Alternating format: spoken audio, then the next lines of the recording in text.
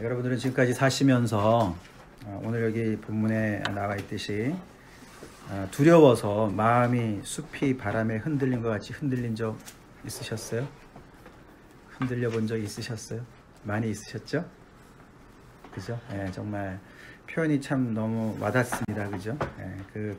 그 왕과 백성의 마음이 그 아하스 왕과 그 유다 백성들의 마음이 너무너무 두려워서 숲이 바람에 막 흔들리는 것처럼 그냥 아주 사시나무 떨듯이 막 떠는 그런 이야기를 이제 이렇게 썼습니다.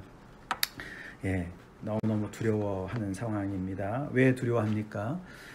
그 이웃 나라인 사실 뭐 형제지간이죠. 북이스라엘과 그 바로 위에 있는 시리아 땅에 있는 그 아람 나라가 둘이 동맹을 해서 이 유다 나라를 이제 쳐들어오려고 그러는 거지 않습니까? 그 얘기를 듣고 나서 그들은 너무너무 이제 두려워서 이제 그렇게 이제 막 마음이 떨리는 상황에 있음을 얘기합니다.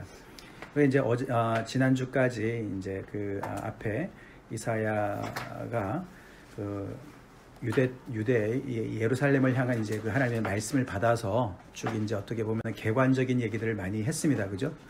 그 안에는 하나님의 심판도 있고 또 하나님의 구원도 있고, 그리고 특별히 6장에서는 이제 그 이사야를 부르시는 장면에서 이제 그 하나님이 그 이사야에게 그 말씀을 주셨는데 그 말씀이 이제 참 그들에게 가서 얘기는 하지만 그들이 들어도 깨닫지 못하고 봐도 보지 못하고 이제 그리고 오히려 더 그들의 마음이 둔해지는 이제 이런 이야기를 해왔는데, 이제 오늘 7장부터 이제 그 이사야가 그 사역하는 가운데서 어떻게 이제 그런 일들이 나타나는가를 이제 구체적으로 보여주고, 특별히 이제 오늘 이건 하나의 역사적인 한 사건이거든요. 오늘 기록된 거는 이 이야기가 사실 12장까지 배경이 됩니다.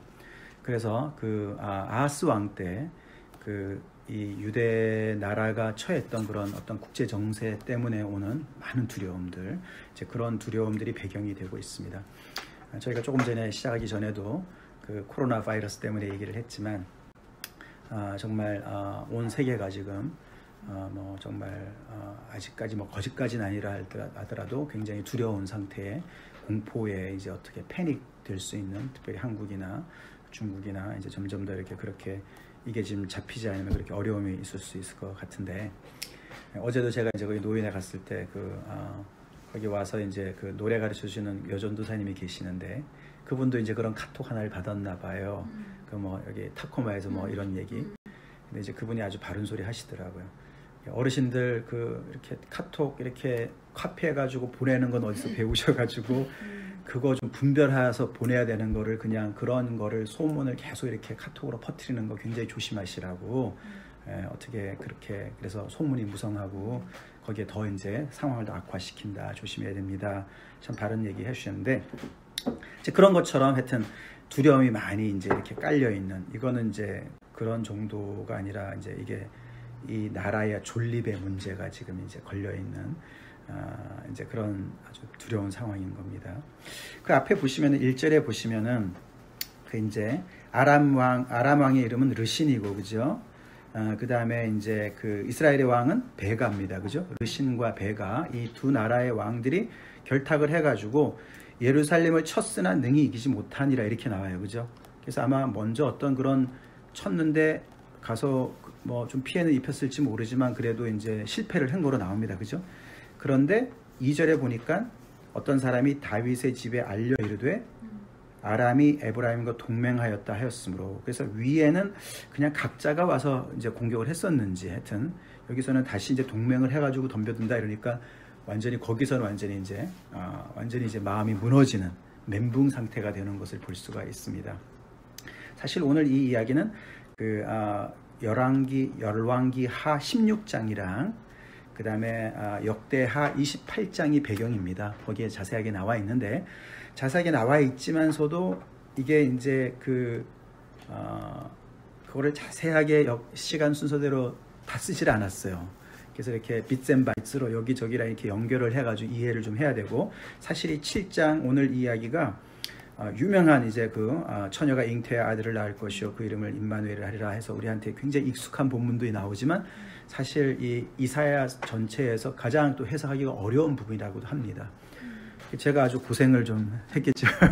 공부를 많이 하느라고 애를 썼는데, 그래서 이 역사적으로 정확히 이게 어떻게 됐을까? 그래서 이 위에 1절이 이제 이 르신 왕과 베가 왕이 따로 와서 쳤는데 능히 이기지 못했고, 그 다음에 이렇게 연합을 해가지고 이렇게 마음이 떨린 거였는지, 아니 혼자 와도 내가 감당이 버거웠는데 둘이 동맹을 한다니 얼마나 이거 큰일 났다만 이런 건지, 이제 열왕기 하는 이제 간단하게 넘어갑니다. 그리고 이제 역대하는 사실 이제 굉장한 피해를 입었거든요. 역대하 우리 한번 28장 잠깐 보겠습니다. 역대하 28장.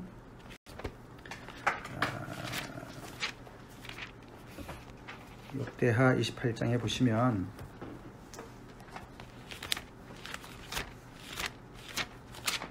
제가 읽어드리겠습니다. 자, 5절입니다. 28장 5절. 그러므로 이게 이제 앞에 아하스 왕이 얼마나 영적으로 아주 그냥 하나님을 떠났는지, 우상을 얼마나 아주 열심히 섬겼는지 얘기가 쭉 나오고, 5절에 그러므로, 그러기 때문에 그의 하나님 여호와께서 그를 아람 왕의 손에 넘기심에 그들이 쳐서 심히 많은 무리를 사로잡아 다메섹으로 갔으며, 또 이스라엘 왕의 손에 넘기심에 그가 쳐서 크게 사륙하였으니 이는 그의 조상들이 하나님 여호와를 버렸습니다. 르말랴의 아들 베가가 유다에서 하루 동안에 용사 12만 명을 죽였으며, 에브라임의 용사 시그리는 왕의 아들 마세아와 국내 대신 아스리감과 총리 대신 엘가나를 죽였더라. 8절. 이스라엘 자손이 그들의 형제 중에서 그들의 아내와 자녀를 합하여 20만 명을 사로잡고 그들의 재물을 많이 노략하여 사마리아로 가져갔다 그랬어요. 그죠? 이게 보통 일이 아니지 않습니까? 그죠? 그래서 여기 보면 이제 아람 왕이 먼저 하나님께서 넘기셔가지고 그들이 와서 많은 무리를 사로잡아서 다메섹으로 가져갔어요. 그죠? 이게 아람 나라의 수도가 다메섹이거든요. 그래서 많은 사람들이 포로로 잡혀갔고, 그 다음에 또 이스라엘 왕이 넘기셔가지고 많이 죽었습니다. 그때 용사가 12만 명이 죽었다 그랬어요. 그죠? 이게 만약에 1절의 이야기라면은 예루살렘을 쳤으나 능히 이기지 못하더라, 완전히 멸망을 시키지 못했다면 이런 말인 건지. 그렇죠? 근데 이게 보통 피해를 입은 게 아닙니다. 그죠? 보통 피해를 입은 게 아니에요. 근데 이렇게 피해를 각각의 나라로부터 입었는데 이들이 동맹을 해가지고 완전히 이제 멸절을 시키려고 달려든다. 이제 이렇게도 볼 수가 있는 상황인 거죠. 그죠? 그래서 하여튼 간에, 이게 정확히 어떤 것인지 모르지만, 이 나라가 이렇게 쳐들어오는 것에 대해서 누군가가 말을 해가지고, 아까 말씀드린 대로 이 완전히 공포에 사로잡히게 됐습니다. 자, 그런 배경에서 이제 이사야가 여호와 하나님으로부터 보내심을 받아서 가서 말씀을 전하는 상황인 거예요. 자, 여러분들이 그렇게 두려웠을 때를 한번 돌이켜 봅시다. 두려운 순간이 있었잖아요, 그죠? 정말 이렇게 저도 이렇게 목회하면서 이제 어려움들이 많이 많이 있었고, 이제 그렇게 두려움에 이렇게 사로잡힐 때가 있지 않습니까? 우리가 패닉한 상황에 빠지면은 어떻게 됩니까? 주변 얘기가 잘 안 들려요. 그죠? 안 들리고, 아니면은 주변의 얘기를 너무 잘 들어요, 또. 근데 꼭 들어야 될 말을 안 듣고 이상한 말을 들을 수가 있어요. 그죠? 너무너무 패닉하다 보면은, 이제 이게 지금 이 아하스가 좀 그런 상태입니다. 이 아하스가 평소에 하나님을 경외한 사람이 아니었어요. 아까도 봤지만, 하여튼 우상은 있는 대로 다 섬겼어요. 그리고 막 자식을 막 몰래에게다가 막 인신제사도 드린 막 이런 위인이에요. 그러니까 평소에 하나님을 의지했던 사람도 아니고, 그러니까 이게 완전히 이제는 큰일 났구나, 이제 완전히 망했거나 죽었구나, 이런 생각이 이제 너무나 드는 상황에서 이 문제를 어떻게 해결할까, 이제 이렇게 상황이 이제 머리가 돌아가겠죠. 자, 근데 하나님은 이미 아셨어요. 그가 무슨 생각하고 있는지 아셨어요. 무슨 생각을 했냐면요, 무슨 생각을 했을까요? 이 바로 위에 북이스라엘과 그 바로 위에 이 아람이 자기네를 괴롭히는 이유가 뭐냐면은, 야, 너 유다, 너네도 우리랑 연합을 해서 이 아시리아, 지금 이렇게 부상하고 있는 아시리아 이 강대 국가 우리가 맞서야 되지 않냐? 그 말을 계속 거부한 거예요. 그렇기 때문에 이 조무래기 두 나라가 자기네를 괴롭히니까 어디로 가야 되겠습니까? 유다는, 이 아하스 왕은 큰 형님한테 가야 되죠. 아시리아한테 가려고 그런 거예요. 아시리아한테 가가지고 뭐 쓸개 간 다 빼주고, 예? 나를 좀 봐주세요. 얘들이 우리를 괴롭히고 있어요. 이런 생각을 이미 다 굳히는 거예요. 그게 이제 역사적인 배경입니다. 그게 이제 열왕기하 16장에는 그 얘기를 그냥 그렇게 확 넘어가 버립니다. 이렇게 이들이 괴롭히니까 아시리아 왕한테 가서 도움을 요청했다. 그냥 넘어갑니다. 그래서 그냥 뭐 왕궁의 성전에 있는 금은 다 뽑아가지고요, 갖다가 다 바치고 도와달라고. 그러고 너네 신이 굉장히 센 것 같은데 너네 어떤 신을 섬기냐 가서 보고서요, 거기에 가서 신전을 배워가지고 본받아가지고 요대로 그대로 지어라. 그리고 이 예루살렘에다 그런 신전을 지어놓고 이런 사람이에요. 자, 이제 그런 사람이 이렇게 이제 두려움에 빠진 겁니다. 그래서 문제를 이제 해결을 하려고 애를 쓰는 거죠. 그러니까 이제 여기 보면은 3절에 보시면은 하나님 여호와께서 이사야에게 얘기하시는데, 야, 너 내 아들 살야숲을 데리고 같이 어디로 가라 그랬습니까? 윈못 수도 끝 세탁자의 밭 큰 길. 이게 이제 어떤 장소를 얘기하는데, 이게 이제 예루살렘 성이 말입니다. 이렇게 높은 데 있어가지고 거기에 그 물이 공급이 잘 안 됐습니다. 그게 이제 그래서 포로가 이렇게 성을 포호하잖아요. 지금 뭐라 그럽니까? 포위. 예, 포위를 하게 되면 물이 가장 이제 문제가 되는 거예요. 물이. 그래서 이제 이들이 동맹군들이 쳐들어올 것을 대비를 하면서 여기에 이제 그 급수 창고를 이제 체크하는 거죠. 이게 이제 이 아하스 왕은 굉장히 악한 왕이었는데 그 바로 아들이 히스기야 왕입니다. 히스기야는 아버지를 안 닮아서요, 굉장히 하나님 앞에 서려고 애를 썼던 사람인데, 그때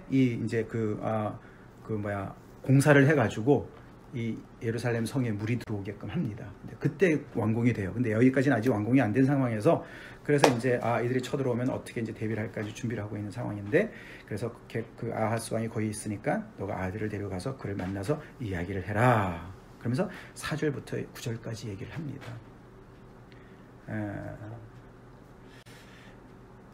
하나님은 우리가 공포에 사로잡혔을 때 우리에게 말씀해 주십니다. 해주세요. 근데 그걸 들을 수 있는 귀가 있어야 되죠. 아하스는 못 듣습니다. 안 듣습니다. 여러 가지 이유가 있겠지만 평소 실력도 안 됐고요. 또 이미 마음에 정한 뜻도 있었고요. 그래서 이 현실을 보는 눈이 너무너무 이제 세속적인 거죠. 이게 국제 정세에서 지금 이렇게 밀려가지고 우리가 지금 군사력이 약해가지고 이 강대국이 쳐들어오는데, 아니 그럼 더 큰 힘으로 막아야 되는 게 상식이지 않습니까? 세상의 상식이에요. 너무나 맞는 상식이고, 왕이라면 그 정도의 어떤 그런 그 해결책은 강구를 해야지 왕이다, 뭐 이런 게 있잖아요, 그죠? 그리고 당장은 이제 이게 자기의 왕의 어떤 그런 왕권이 다 흔들리는 거니까 이제 그거를 필사적으로 막으려고 하는 이제 그 정도의 생각밖에 없는 거죠. 문제 파악을 피상적으로 하는 거 가는 거죠, 그죠? 이게 이제 중요합니다. 우리가 어떤 상황에 빠졌을 때 우리는 거기에서 문제의 근원을 파악하려고 했어야 됩니다. 이걸 우리가 잘 배워야 돼요, 오늘. 여기서 이제 보면은 2절에 어떤 사람이 다윗의 집에 알려 이르되, 왜 다윗의 집이라고 표현했을까? 여기 보면 그냥 아하스 왕에게 이르되라고 얘기를 해도 되는데 말이죠. 다윗의 집이라고 표현합니다. 그 다윗의 집이란 표현은요, 저 뒤에 13절에 또 나옵니다. 이사야가 이르되 다윗의 집이여. 이게 오늘 중요한 포인트입니다. 다윗의 집. 이게 다윗의 집이라는 거가 이게 이제 사무엘하 7장에 나오는 하나님께서 나단의 신탁이라는 거 있지 않습니까? 그죠? 그 잘 아시는 다윗이 이제 전쟁이 다 끝나고 백향목으로 자기 왕궁을 근사하게 지어놓고 하나님 앞에 미안한 거예요. 자기가 있는 집은 너무 잘 지어놨는데 하나님은 아직도 성막에 계신단 말이에요. 그래서 나단 선지자한테 내가 하나님을 위해서 집을 짓겠다. 그러니까 나단이 기특한 생각입니다. 왕의 마음에 있는 대로 한번 해보세요. 뭐 이랬는데 그날 밤에 다윗이 나를 위해서 집을 짓는다고? 아니야. 내가 다윗의 집을 세울 거야. 영원한 집을 세울 거야. 그의 후손의 왕권을 영원토록 세울 거야. 그러면서 다윗과 언약을 맺는 장면이 그 사무엘하 7장에 나옵니다. 유명한 얘기잖아요. 그 얘기를 하는 거예요. 다윗의 집. 그래서 다윗의 집이라는 얘기는 이 유다는요, 유다 나라는, 남유다는 하나님이 특별히 선택한 나라인 거였어요. 그리고 이 다윗의 왕권이 계속 내려가는 그런 나라인 거예요. 그래서 사실 하나님께서 책임져 주실 거예요.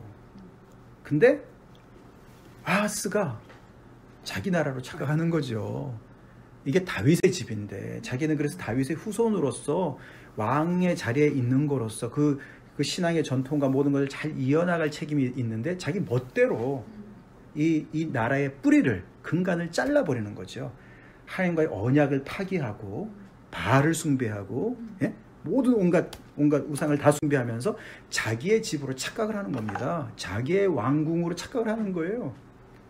이해가 되시죠? 그래서 그는 속으로 이렇게 다 생각을 하는 겁니다. 근데 하나님께서 감사하게도 이사야를 보내시죠. 보내셔서 그에게 경고를 하십니다.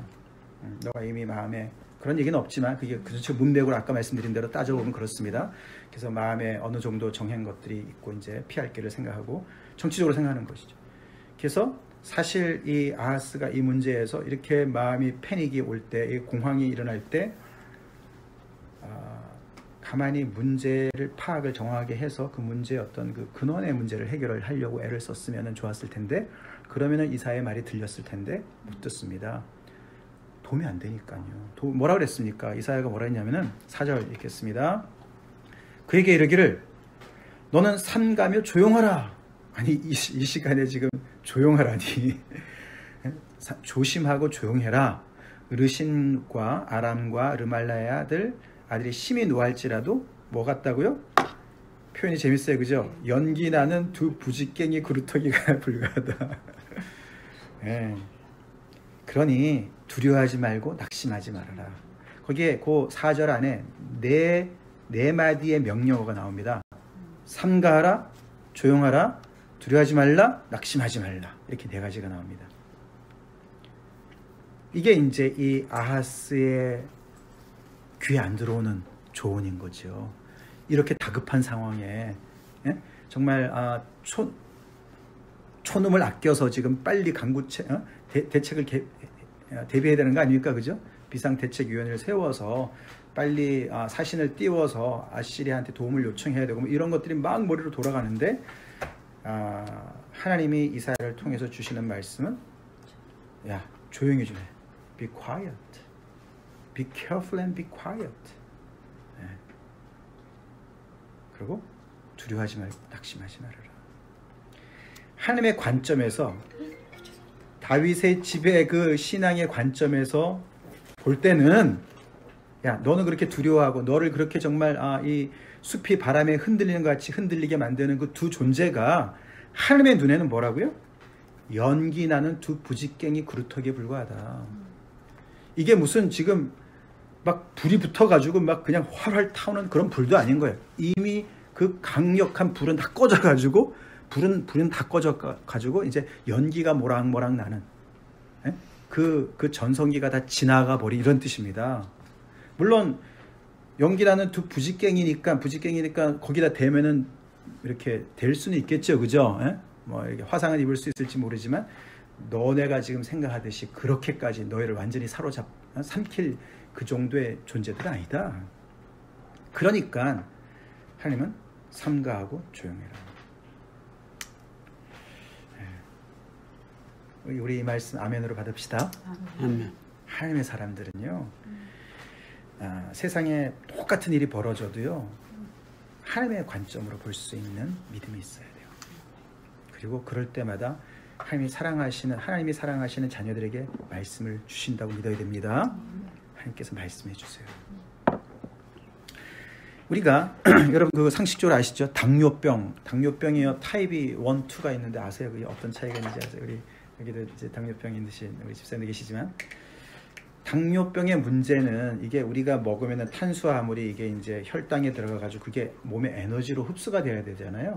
거기에 중요한 게 인슐린이라는 이제 그 호르몬이 중요한 역할을 하는 건데, 이게 당뇨병의 종류에 따라서 몸에 인슐린이 분비가 안 되거나 아니면 적게 되는 병이 있는 거죠. 그게 타입 1인데, 근데 타입 2는 뭐냐면요, 인슐린이 분비는 되는데 몸에 인슐린 내성이 있는 거예요. 그래서 이 인슐린을 흡수를 못하는 거예요. 그래서 이게 마치 있잖아요, 인슐린이 돌아다니는데 이렇게 이 들어가야 될, 우리 몸 안에 이제 들어가야 될 창문이 있는데 그 창문에 이 문고리를 못 여는 거랑 똑같은 거예요. 이게 지금 아하스의 상황입니다. 아하스가 이렇게 결국은 이 사람은 결국은 이 어떤 이 유다 나라의 굉장히 중요한 어떤 패착의 어떤 한 수를 둠으로 말미암아, 오늘 7장 뒤에도 나오지만 완전히 나라가 이제 망하게 됩니다. 이제 그쪽으로 갑니다. 근데 하나님의 말씀이 없어서 그렇게 된 게 아닙니다. 우리 지난주에 아모스서 8장 제가 읽어드렸지 않습니까? 그죠? 사람들이 그냥 기가를 당했는데 물이 없어서가 아니라 말씀이 없어서 그랬다. 이 말씀이 없다는 말이요, 우리도 몸에 이게 당뇨병이 걸리면은 인슐린이 없는 거예요. 없는 게 있는데도 없을 수가 있는 거예요. 이게 하나님의 말씀이 있어요. 지금 있는데도 아하스에게는 없는 거나 똑같아요. 왜요? 흡수가 안 되니까. 하나님의 말씀을 들을 수 없으니까. 아시겠습니까? 이게 정말 중요합니다. 그러니까 하나님의 말씀이 귀한 거 맞습니다. 근데 하나님의 말씀이 떨어져도 그 말씀을 교만하면 들을 수가 없어요. 들을 귀가 없으면 못 듣습니다. 흡수를 안 합니다. 당뇨병 걸린 환자랑 똑같아요. 그래서 그 당이 다 소변으로 배출이 되지 않습니까? 하나님의 말씀이 쏟아지는데도 그 말씀을 흡수를 못 합니다. 그래서 그 말씀이 다 그냥 웨이스트 되는 거예요. 이게 지금 아하스의 상황입니다. 왜요? 아까도 말씀드렸지만 평소가 그러지 않았고, 또 하나는 이미 정해놓은 자기 나름대로의 살 군대를 해놨기 때문에 마음을 다 정해놨어요. 하나님을 믿고서 테이크 리스크를 하려고 생각을 하지 않는 거예요. 그래서 자기가 볼 때 살 길이라고 생각한 것들을 딱 잡고 있는 겁니다. 근데 누가 맞겠습니까? 아하스의 판단이 맞겠습니까? 하나님의 판단이 맞겠습니까? 우리가 6장에서 만왕의 왕이신, 온 우주를 통치하시는, 모든 열국을 통치하시는, 심지어는 이 이웃나라, 북이스라엘도 마찬가지고 아람 나라도 마찬가지고 아시라도 마찬가지고 다 하나님께서 도구로 쓰시는 그런 하나님의 만왕의 왕의 판단이 맞겠습니까? 그런 거죠. 그래서 우리 요즘에 그 코로나 바이러스도 말이죠, 우리가 삼가하고 조용하고 두려워하지 말고 낙심하지 말고 기도하면서 하나님의 뜻을 우리가 구해야 됩니다. 조심해야죠, 물론. 그렇지만 거기에 우리가 완전히 그냥 오그라들고 패닉할 이유가 없습니다. 자, 그러면서 5절, 아람과 에브라임과 르말리아의 아들이 악한 꾀로 너를 대적하여 이르기를, 우리가 올라가 유다를 쳐서 그것을 쓰러뜨리고 우리를 위하여 그것을 무너뜨리고 다부엘의 아들을 그 중에 세워 왕으로 삼자 하였으나, 아주 구체적인 계획을 가지고 있어요. 그래서 아하스를 폐위시키고 다 망하게 하고 다부엘이라는 사람을 우리가 왕으로 추대하자. 그 말은 뭐죠? 다윗의 집에 종말을 알리자, 이런 말이에요. 그러니까 아주 하나님의 이 뜻에 정면으로 대적하는 거잖아요, 그죠? 그렇죠? 그래서 이들이 이렇게까지 이제 이 다윗의 집을 무너뜨리려고 하는 그런 계획을 가지고 있었기 때문에 오히려 더 아하스는 하나님 가만히 안 계시겠다, 이렇게 생각했어야 되는 건데 자기의 왕권이 위협하다, 이렇게밖에 생각을 못한 거죠. 그래서 자기 스스로 이제, 자, 그러면서 7절, 주 여호와의 말씀이 그 일은 서지 못하며 이루어지지 못하리라. 주 여호와의 말씀이 이 위에 이 두 나라의 왕의 말과 대적하는 것이죠. 누구의 말씀 이기겠습니까? 그래서 거기에 그렇게 쓴 겁니다. 여호와의 말씀이 이기겠죠? 그 앞에 뭐가 설 수 있겠습니까? 그러면서 8절 9절에 아람의 머리는 다메섹이고, 그러니까 아람 나라의 머리는 다메섹이란 말은 그 수도가 다메섹이고 그 수도에서의 머리는 르신이다. 그 수도에서 가장 중요한 게 왕이 르신이잖아요, 그죠? 밑에도 에브라임의 머리는 사마리아 수도고 수도에서 제일 높은 건 르말리아의 아들이다, 베가다. 이 말은 뭐냐면 위에 말씀과 연결해 볼 때 그 나라의 머리는 하나님이 아니라는 얘기를 하는 거예요. 그 두 나라의 머리는. 아멘이십니까? 너는 뭐가 걱정이냐? 다윗의 집의 머리는 하나님이신데, 여호와 하나님이신데 뭐가 걱정이냐? 그렇게 얘기를 하면서 9절에 맨 끝에 만일 너희가 굳게 믿지 아니하면 너희는 굳게 서지 못하리라. 아멘. 이건 forever true죠. 우리 마찬가지입니다. 우리가 굳게 믿지 아니하면 굳게 서지 못합니다. 우리 믿음이 흔들리면 우리는 절대로 설 수가 없습니다. 믿음이 없으면 다시 말해서 이 말은 흔들리는 경우에는 결국 흔들리다는 건 미래가 없다는 말이에요. 아하스 너 정신 차려. 너가 여기서 하나님을 믿지 않으면 너는 미래가 없어. No faith, no future. 이 말을 하는 거예요. 여기서 믿음이 뭐냐를 우리가 생각해 봐야 돼요. 여기서 얘기하는 이 믿음이 핵심적인 거거든요. 믿음. 이 여기서 얘기하는 믿음이 뭡니까? 아까 말씀드렸듯이 trust를 얘기하는 거죠. 신뢰를 얘기하는 거예요. 이런 극박한 상황 속에서 이게 그냥 편한 때 얘기하는 게 아니에요. 그죠? 지금 이 동맹국이 언제 쳐들어올지 모르는 상황이에요. 아까 봤지만서도 이미 피해를 입어서 진짜 두려운 상황이다. 동맹을 위해서 더 쳐들어오니까 지금 큰일 났어요. 지금 숲이 바람에 흔들린 것처럼 마음이 막 흔들렸단 말이에요. 그런 중에도 불구하고 이 말씀을 붙잡고 하나님, 정말 하나님이 우리 이 다윗의 집에 정말 그 영원한 그런 언약을 지키시는 살아계신 하나님이십니다. 하나님이 만왕의 왕이십니다. 눈에 안 보이지만 저 하나님을 의지합니다. 제가 그 간구했던 모든 것들 다 내려놓습니다. 그리고 정말 제가 삼가하고 조심하고 조용히 하고 두려워하지 않고 낙심하지 않겠습니다. 하나님을 바라보겠습니다. 이게 믿음이죠? 그게 진짜 믿음입니다. 그래서 이렇게 정말 우리가 이 마음이 너무나 힘들고 어려울 때 그 하나님을 붙잡아야만 우리 마음이 흔들리지 않는 평강이 오는 거예요. 우리 현대인들이 그런 거 못해서 정신병에 걸리는 거예요. 우울증에 걸리고 여러 가지 어려움들이 있는 거예요. 여기서 재미있는 거가 3절에 넘어왔는데 하나님이 그냥 이사야한테 그냥 아하스를 찾아가라 하지 않고 아들을 데리고 가라고 했어요. 그죠? 그 아들의 이름이 뭡니까? 스알야숲이에요. 스알야숲. 스알야숲의 뜻이 뭐죠? 그 전과에 나와 있는데 남은 자가 돌아오리라 이런 뜻입니다. 남은 자가 돌아오리라. 왜 데리고 갔을 것 같습니까? 왜 데려가라고 하신 것 같습니까? 자, 아하스가 보는 거죠. 이사야가 왔어요. 그죠? 아하스는 별로 반갑지 않았을 것 같아요. 그죠? 본인이 워낙에 믿음도 없고 정말 하나님의 그 일을 막 어기고 반대로 그냥 어긋장 놓고 그렇게 열심히 하나님을 정말 대적하고 있으니까 하나님 사람이 반갑겠습니까? 근데 혼자 온 게 아니에요. 아들을 데려갔어요. 아들의 이름을 아는지 모르지만 일단 안다고 칩시다. 스알야숲이에요. 그 뜻이 뭐죠? 남은 자가 돌아온다. 이게 이제 하나님이 분명히 이 아들의 그 이름이 중요하기 때문에 데려가라고 그런 거잖아요. 그죠? 그럼 이게 아하스한테 어떤 메시지를 전해줬을까? 이걸 우리가 좀 생각해 봐야 되는 거죠. 그러니까 보조 자료를 데려간 거예요. 거기서 이 아들이 얘기한 것도 아닙니다. 그죠? 그리고 이 아들의 이름이 뭐야 막 얘기한 것도 아니에요. 그죠? 이미 아는 거예요. 그죠? 그러니까 이것은 어떻게 스알야숲은 배경으로 깔려 있는 거예요. 자, 남은 자가 돌아온다 이 말이 아하스한테 어떤 도움이 될까? 이게요. 아하스의 마음에 따라서 위로가 될 수도 있고요. 마음에 따라서 엄청난 경고도 될 수 있음을 알아야 됩니다. 자, 마음이 아하스가 지금까지 막 살았다 하더라도 이런 정말 절체절명의 순간에서 하나님 정말 잘못했습니다. 저 돌이킵니다. 하나님 제가 지금까지 잘못한 거에 대한 어떤 그런 결과가 있다면은 그래서 이 나라가 이렇게 다윗의 집이 정말 왕성해야 되는데 저의 잘못으로 우리 조상들의 잘못으로 우리가 하나님으로부터 지금 징계를 받고 있다면 하나님 제가 달게 받겠습니다. 하나님 돌이킵니다.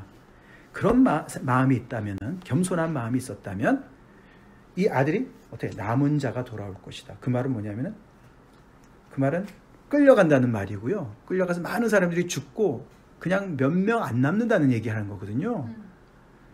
그러더라도 하나님 감사합니다. 이 다윗의 집이 완전히 멸망하는 건 아니군요. 제가 하나님 앞에 벌을 받아서 정말 심판을 받아서 제가 어떻게 된다 하더라도 하나님 제가 돌이킵니다. 감사합니다. 그러나 이 다윗의 집은 하나님께서 계속 지키시는군요. 소망이 아직 있군요. 하나님은 여전히 하나님이시군요. 감사합니다. 그렇게 해서 회개하는 쪽에 마음이 있었으면 격려가 됐을 겁니다. 근데 아니면 어떻게 됩니까? 너무너무 두려운 것이죠. 자기가 아무리 막으려 그래도 결국은 이 나라는 망할 것이고 다 끌려갈 것이고, 아시겠습니까? 남은 자만 돌아올 거야. 겨우 남은 자만 돌아올 거야. 굉장한 경고와 부정적인 말로 들렸을 거예요. 그래서 이게 있잖아요. 양날의 칼인 거예요. 하나님의 이 말씀이 이 사람을 회개하는 마음이 있으면 더욱더 부드럽게 하나님께로 인도할 수도 있고요. 아니면 더욱더 마음을 강팍하게 만드는 거예요. 이해가 되시죠? 그렇게 똑같은 역할이 우리한테도 지금 일어나고 있습니다. 여러분들 주일 메시지 잘 듣고 계시나요? 하나님의 말씀을 잘 들으셔야 됩니다. 하나님의 말씀을 정치적으로 들으면 안 돼요. 목사님이 표적 설교한다, 그렇게 생각하지 마십시오. 하나님의 말씀을 잘 들으셔야 돼요. 그래야 본인한테 양약이 됩니다. 아니면요, 그것 때문에 더욱더 강팍해져요. 자, 10절로 넘어가겠습니다. 그렇게 이 얘기를 했는데도 별로 반응이 없는 거죠. 그러니까 10절에 여호와께서 또 아하스에게 말씀하여 이르시되, 또 이사야를 통해서 말씀하시는 거죠. 너는 내 하나님 여호와께 한 징조를 구하되 깊은 데서든지 높은 데서든지 구해라. 하나님께서 아하스가 평소 실력이 안 되니까 도와주시려고, 그죠? 징조를 구하라. 그럼 내가 줄 거야. 이렇게 말씀하시는 것 같지 않습니까? 그죠? 사실 이것은, 그래서 내가 너를 징조를 주나 안 주나 너가 나를 테스트해봐, 이런 말 같지만 오히려 반대죠. 하나님께서 그를 테스트합니다. 징조를 구할 믿음이 있나 없나를 보는 거예요. 근데 12절에 그는 나는 구하지 않겠습니다. 여호와를 시험하다니요, 제가 굉장히 믿음 있는 사람처럼 얘기하지만 아닙니다. 저는 don't bother to ask, 이런 거예요. 내가 뭘 그것까지 구하려고, 나 그렇게 시리어스하게 생각하지 않는다, 이런 얘기예요. 이해가 되시죠? 정말 이 아하스가 하나님 앞에 매달린다면, 여기서 하나님 저 살려주세요, 그리고 하나님 저한테 징조를 보여주세요, 하나님께서 보여주시다니 너무 감사합니다, 뭐든지 보여주세요, 제가 붙잡겠습니다. 징조라는 것은 도움을 주는 거잖아요, 그죠? 그런 것이죠. 그러니까 그렇게 나오니까 13절에 이사야가 뭐라 그럽니까? 다윗의 집이여, 그렇게 얘기하죠. 또 그렇게 얘기하죠. 다윗의 집이여. 계속 리마인드 시키는 거야. 이 너 집 아니야. 너는 지금 이 다윗의 집에 후손으로 지금 앉아있는 거야. 너가 주인 행세하지 마. 원하건대 들을지어다. 너희가 사람을 괴롭히고서 그것을 작은 일로 여겨 또 나의 하나님을 괴롭혀야 하느냐? 여기서 사람이라는 것은 이 선지자를 얘기하는 거예요. 이사야, 너가 지금까지 계속 이렇게 하나님을 대적해서 나를 계속 괴롭히는데 너 그것도 모자라서 진짜 나의 하나님 너가 괴롭히려고 그러는 거냐? 그렇게 얘기하는 겁니다. 그러니까 참 신기해요, 그죠? 다윗의 후손에서 이런 사람이 나오는 거죠. 그러면서 너가 달라고 안 그래도, 너가 사양해도 하나님께서 너에게 친히 징조를 주실 것이다. 그래서 보라, 처녀가 잉태 아들을 낳을 것이요 그의 이름을 임마누엘이라 하리라 라고 이야기하시는 거예요. 자, 이 구절이 유명한 구절인데 사실 어려움이 많은 구절입니다. 아주 논쟁의 여지가 굉장히 많은 구절입니다. 이게 이제 일단 먼저는요, 이 아하스 그 당대로 넘어가서 우리가 이해를 해야 됩니다. 우리 아까 마태복음 1장 얘기는 좀 뒤로 하고, 이게 이제 결국 무슨 얘기인가 하면요, 여기 읽어보시면은, 자, 징조를 주는데 어떤 징조냐 하면은, 처녀가 잉태해서 아들을 낳았는데 아들의 이름이 임마누엘일 거야. 근데 그가 악을 버리며 선을 택할 줄 알 때가 되면 엉긴 젖과 꿀을 먹을 것이라. 대저 이 아이가 악을 버리며 선을 택할 줄 알기 전에 내가 미워하는 두 왕의 땅이 황폐하게 되리라. 결론이 뒤에 나오죠, 그죠? 어떤 징조냐면은, 어떤 아이가 태어났는데 그 아이의 이름이 임마누엘일 것이고, 그 아이가 선악을 분별할 때 정도 되면은, 곧 되기 전에 두 나라 왕이 망할 거야, 이 말이잖아요, 그죠? 이 사람한테 지금 제일 중요한 게 이 두 나라 왕이 어떻게 되냐잖아요, 그죠? 이 두 나라 왕이 그럼 언제쯤, 이게 얼마나 걸리냐면은, 이게 아이가 악을 버리고 선을 택한 줄 안다는 말이 뭐냐면은, 이게 정말 어떤 도덕적인 어떤 그런 분별력이 있어서 뭐 이렇게 그런 판단보다도요, 그냥 아이들이 어느 정도 지나면은, 불이 나한테 해로운지, 나한테 유익한지 이런 거를 어느 정도 알잖아요, 그죠? 자기한테, 자기 몸을. 그러니까 한 2-3살 정도 되는 걸 얘기하는 겁니다. 도덕적인 건 한 12살, 13살 정도 되겠지만, 그래서 뭔 얘기냐면, 조만간에 이런 말이에요. 1, 2년 사이에 2, 3년 사이에 이 두 나라 왕이 황폐하게 될 거야. 그게 너한테 징조가 될 거야. 이게 이 문맥에서는 가장 핵심적인 얘기입니다. 아시겠습니까? 그게 첫 번째고요. 그래서 타이밍이 중요한 거고요. 두 번째는 근데 그 아이 이름이 임마누엘이라는 게 중요한 거예요. 임마누엘이 무슨 뜻인 겁니까? God with us죠. 그죠? 하나님이 우리와 함께 계시다. 자, 어떤 아이가 이제 지금 얘기하는 아하스 왕이 있는데 그 나라에 어떤 아이가 태어났는데 그 아이 이름이 임마누엘인 거예요. 하나님이 너희와 함께 계시다. 하나님이 우리와 함께 계시다. 그 사람의 이름이 하나님이 우리와 함께 계시다.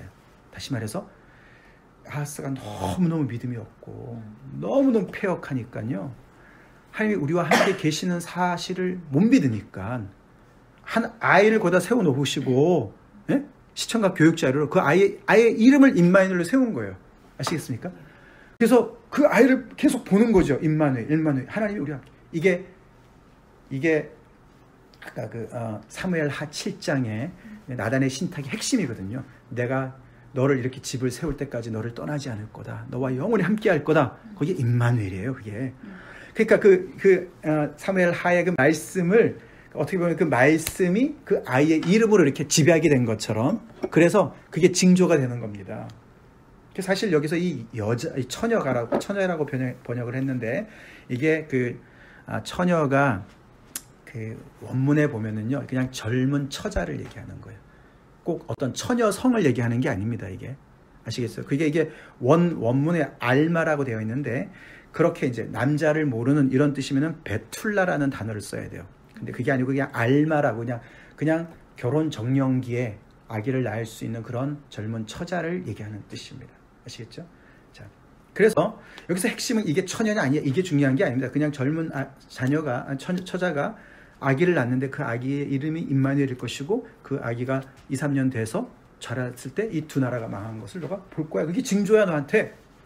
그러니 그렇게 망할 두 나라 부지깽이 연기 타다 남은 연기만 내는 그래서 너의 눈물이나 빼고 말이지 힘들게만 하고 너한테 어떤 아주 실질적인 그런 아주 정말 치명타는 못 먹이는 그런 자를 두려워하고 그래서 그 사람들을 두려워해가지고 결국은 더 큰 악인 아시리아를 적을 끌어들이지 말고 너가 여기서 삼가하고 조심하게 이게 절체절명의 순간에 그렇습니다. 그죠? 이게 한 스텝을 잘못 옮겨놓으면 망하는 거거든요. 그래서 be careful이라는 말이에요. 말도 조심하게 해야 되고요. 그래서 우리가 공포에 사로잡혔을 때는요 결정하면 안 됩니다. 중요한 결정 내리면 안 돼요. 그 동기가 두려움이 있으면요 결정을 조심해서 해야 돼요. Be careful. 언행 심사를 조심하게 해야 돼요. 홧김에 장가간다고 이런 말 있잖아요. 그런 것처럼 이게 말이죠. 막 열나가지고 말이죠. 이게 열나면은 이게 우리 이성 자체도 이게 마비가 많이 되는데 말이죠. 그래서 be careful이에요, 진짜로. Be careful and be quiet. 아시겠습니까? 그러고 왜냐하면 여기서 뭐 피하려다 뭐 만나는 거예요. 이게 아시리아가 말이에요. 아시리아한테 가서 자기네 다 쓸개 다 갖다 빼주면요 완전히 고양이한테 생선 맡기는 거예요. 그 상황인 거를 하나님이 다 보고 계시는데 야, 너 괜히 똑똑한 척 하지 말고 이상한 짓 하지 말어. 몇 년 안에 얘네 망할 거야. 이제 연기밖에 안 나는 존재들이야. 여기 이제 18절에 보시면은 65년대에 에브라임이 패망하여 다시는 나라를 이루지 못할 것이며 이랬습니다. 65년 내에. 여기는 좀 말이 다릅니다. 그죠? 2, 3년 후면은 그런데 여기는 왜 65년 내라고 그랬습니까? 근데 이게 에브라임이 이제 북쪽 이스라엘을 얘기하는 거거든요. 에브라임 지파가 가장 유력한 지파였기 때문에 북이스라엘을 에브라임이다 이렇게도 얘기합니다. 근데 이건 65년이라고 했어요. 그래서 안 맞지 않냐? 근데 이거는 이제 많은 성서학자들이 이제 이렇게 해석을 할 때 이 몇 년 안에 망하고요. 이 65년 이후에는 무슨 일이 벌어지냐면은 아시리아에서요 그 나라의 사람들을 대거 포로로 잡아갑니다. 그래가지고 완전히 그러니까 북이스라엘이 민족성이 완전히 말살되어지는 없어져 버리는 그런 때를 얘기한다라고 얘기합니다. 자, 아시겠죠? 자, 그래서 다시 돌아옵니다. 자, 그런데 그렇게까지 얘기를 하시는데도 결국에는 이제 17절부터 분위기가 확 바뀝니다. 거기 보시면 여호와께서 에브라임이 유다를 떠날 때부터 당하여 보지 못한 날을 너와 내 백성과 내 아버지 집에 임하게 하시리니 곧 아수르 왕이 오는 날이니라. 그 사이 뭔가 벌어졌어요. 즉 아하스가 이 말을 안 듣고 결국에는 아시리아와 손을 잡은 것 같아요. 그죠? 그래서 여호와께서 에브라임이 유다를 떠날 때 뭡니까? 남북이 갈릴 때를 얘기하는 거지 않습니까? 그죠? 에브라임이 유다를 떠날 때 솔로몬의 아들 때에 가서 갈리지 않았습니까? 여로보암, 르호보암 때 그때 당하여 보지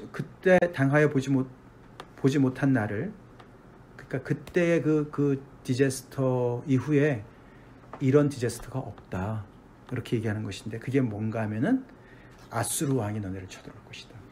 너가 지금 손잡고 도와달라고 했던 그 아수르 왕이 이 위에 북이스라엘과 아람만 쳐들어오는 게 아니고 그들만 멸망시키는 게 아니라 결국은 너네를 멸망시킬 거야, 이 바보야, 이런 얘기를 하는 겁니다.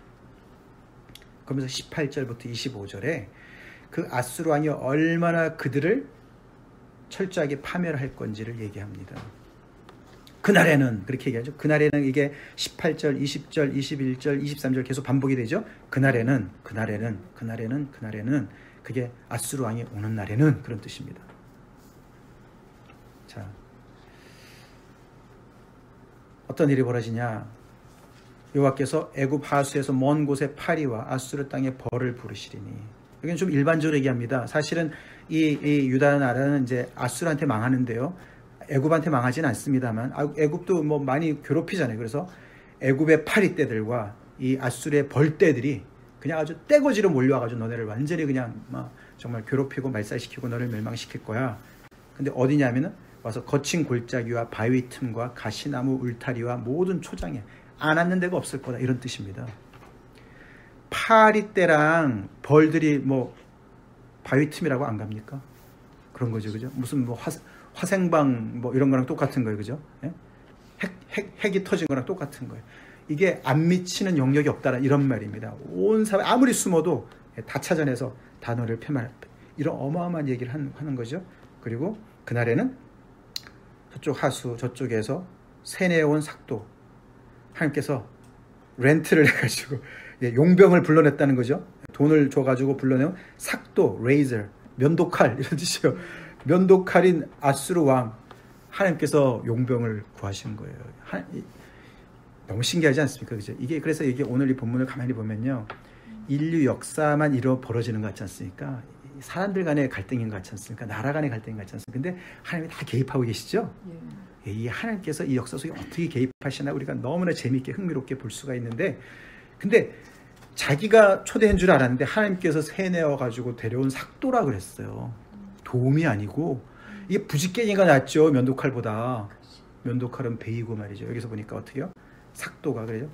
내 백성의 머리털과 발털은 이게 조금 이렇게 그냥 그 상징적으로 표현한 겁니다. 이게 어떤 그 은밀한 곳의 털을 다 제거한다.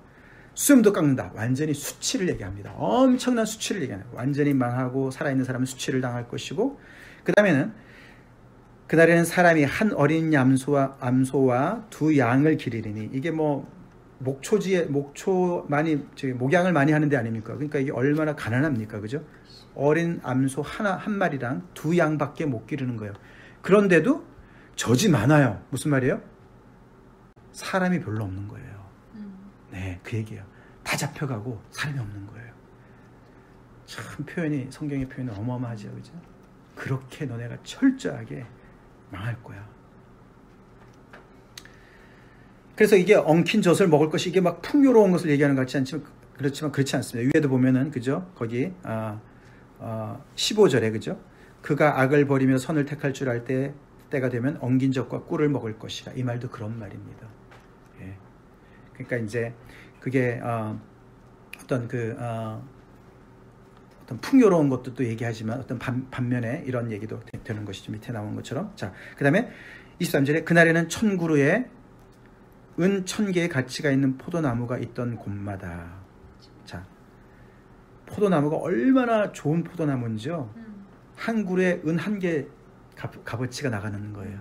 그렇게 아주 기가 막힌 포도나무인데 그런 포도원인데 가꿀 사람이 없어서 찔레와 가시가 난다고 얘기하는 거예요. 아시겠죠? 그런 얘기를 합니다.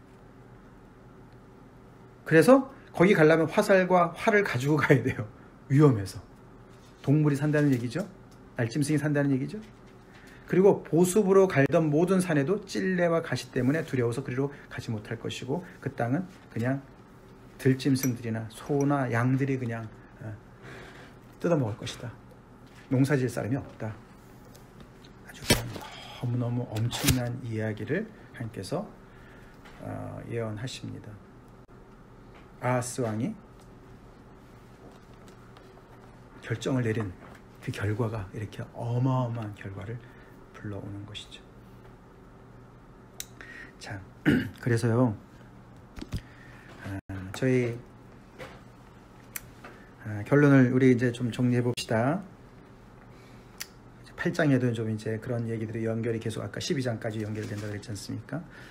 그래서 이제 참 신기한 게 하나님께서 앞에는 스알랴숲이라는 아들을 통해서 또 말씀해 주셨고 여기는 또 임마누엘이라는 이야기를 또 해줘 주시고 사실 그래서 아까 그 14절 얘기가 여기 본문에는 그렇게 되어 있지만은 이제 결국에 예수 그리스도가 오신 다음에 보니까 그 안에 엄청난 그죠? 하나님이 함께 하시는 것이 한 아이의 그 당시 어떤 이름으로만 오는 것이 아니라 하나님께서 직접 오셔서 우리를 구원해 주시는 것을 볼 수 있고 그래서 이 처녀가 누굴까? 그게 이제 8장에도 나오지만 이게 이사야의 와이프를 얘기하는 게 아니냐 아니면 왕의 와이프를 얘기하는 게 아니냐 그래서 이 아들이 왕의 아들 아니냐 뭐 이런 여러 가지 해석들이 있지만 하여튼 뭐 그런 건 중요한 게 아니고 결국은 그래서 이렇게 하나님께서는 그 아하스 믿음에서 이미 떠나서 너무나 패역한 왕이지만서도 이 왕이 그 데리고 있는 많은 사람들이 있지 않습니까? 그 온 민족이 있지 않습니까? 그러니까 이렇게 그 왕을 위해서도 그 백성들을 위해서 이렇게 계속 말씀을 해주시고 아이를 통해서도 이렇게 시청각 교육으로 계속 말씀해 주시는데 그 말씀을 못 듣는 이런 안타까움. 그래서 결국은 거기에서 단견으로 자기가 보는 대로 판단을 해서 선택을 했는데 어마어마한 파국을 맞게 되는 그런 아주 슬픈 이야기를 오늘 보게 되는 것이고 자 그래서 우리랑 이제 연결을 해볼 때 우리도 그래서 하나님의 말씀을 듣고 믿어야 됩니다. Trust and obey. 의지하고 순종하는 사람이 굳게 섭니다. 그렇지 않으면 우리는 굳게 설 수가 없습니다. 여러분 혹시 지금도 두려움이 있으십니까? 여러분을 두렵게 만드는 상황이 있습니까? 그 상황 속에 하나님이 좌정하시도록 하십시다. 하나님을 믿어야 돼요. 자, 오늘 결론은 이렇게 나야 될 것 같습니다. 다윗의 집 하나님이 세우시죠?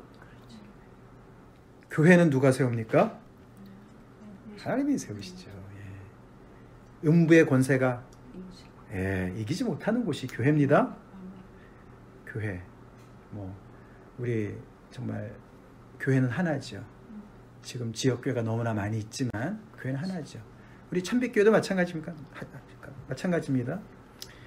누가 세울까요? 교회 목사가 세우나요? 성도들이 같이 세우지만 하나님이 세우세요. 교회가 이래저래 삐걱거리고 시끄럽고 그게 정상이에요. 정상입니다. 근데 그런 것 때문에 우리가 마음이 흔들릴 때가 많이 있습니다. 근데 중요한 거는 다윗의 집이 이 아하스가 이것이 다윗의 집인 것을 알았었으면 얼마나 좋았을까. 성도들이 교회가 이게 하나님의 집인 걸 알면 얼마나 좋을까. 우리의 머리가 그리스도인 것을 알면 얼마나 좋을까. 그래서 딴 거 보지 말고 사람들하고 좀 견주지 말고 사람들 때문에 시험 들고 뭐 이래저래 하지 말고 머리 대신 그리스도의 통치에 순종하면 얼마나 좋을까. 아멘? 그 하나님의 말씀을 들읍시다. 하나님의 말씀을 들읍시다. 그래야 섭니다.